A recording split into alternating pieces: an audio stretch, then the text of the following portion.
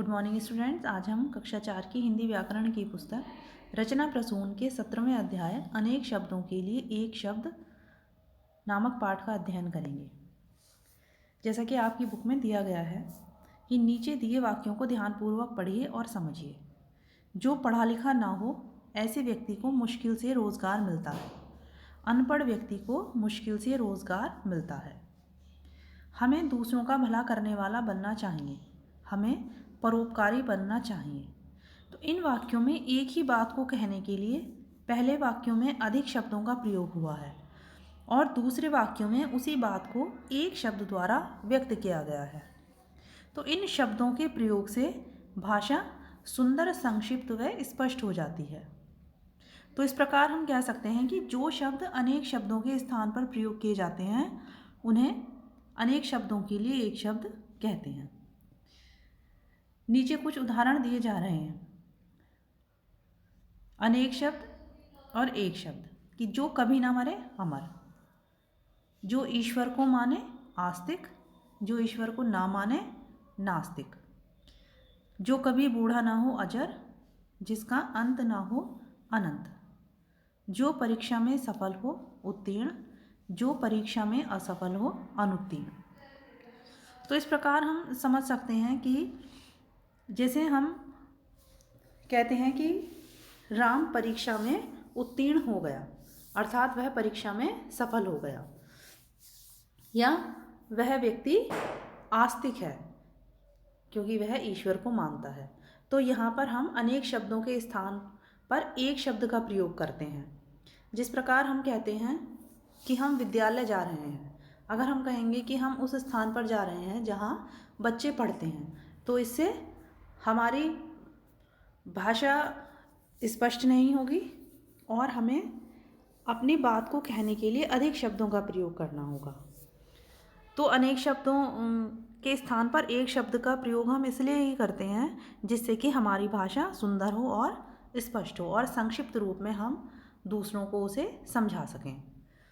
उसी तरह शहर में रहने वाला शहरी, गांव में रहने वाला ग्रामीण, जो प्रशंसा के योग्य हो प्रशंसनीय, जो निंदा के योग्य हो निंदनीय, अच्छे काम करने वाला सदाचारी, जो मांस खाता है मांसाहारी, जो शाक सब्जी खाता है शाकाहारी, जिसका भाग्य अच्छा हो भाग्यशाली, जो वर्ष में एक बार होता है वार्षिक। जैसे कहा जाता है कि अब हमारी वार्षिक परीक्षाएं शुरू होने वाली हैं, उसी तरह अमर उजाला एक दैनिक समाचार पत्र है, अर्थात जो प्रतिदिन होता है। जो काम से जी चुराता है कामचोर, जिसे वेतन नहीं मिलता अवैतनिक। उसी तरह जिसका आकार ना हो निराकार, जिसका आकार हो साकार, जो बहुत कीमती हो बहुमूल्य और जिसकी कोई कीमत ना हो अमूल्य। तो इस पाठ में आपने सीखा जो शब्द अकेले ही अनेक शब्दों अथवा वाक्यांश का अर्थ प्रकट करते हैं उन्हें अनेक शब्दों के लिए एक शब्द कहा जाता है। इनके प्रयोग से समय व जगह की बचत होती है। इनका प्रयोग भाषा को सुंदरता व स्पष्टता प्रदान करता है। तो आशा करती हूँ कि आपको यह पाठ समझ में आ गया होगा। अब इस पाठ से संबंधित प्रश्नों के और अतिरिक्त प्रश्नों के उत्तर। सबसे पहले मौखिक प्रश्न, अधिक बोलने वाले के लिए प्रयुक्त होने वाला एक शब्द बताइए। तो इसका आंसर है वाचाल। प्रजातंत्र शब्द का प्रयोग किसका शासन होने पर किया जाता है? जहां प्रजा का शासन हो।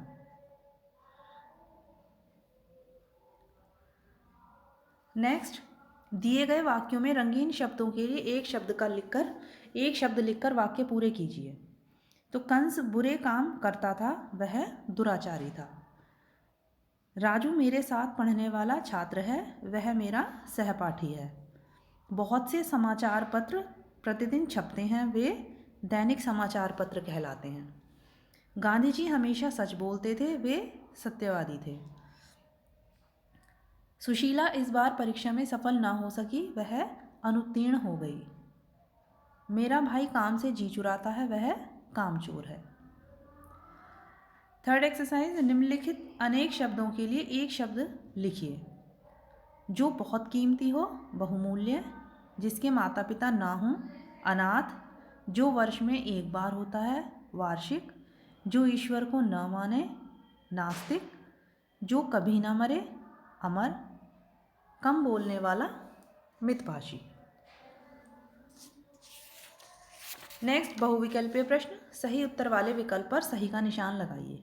जो लोगों में प्रिय हो, लोकप्रिय, जो ईश्वर को माने वह कहलाता है आस्तिक, जिसका कोई दोष ना हो, निर्दोष, जिसका आकार ना हो, निराकार।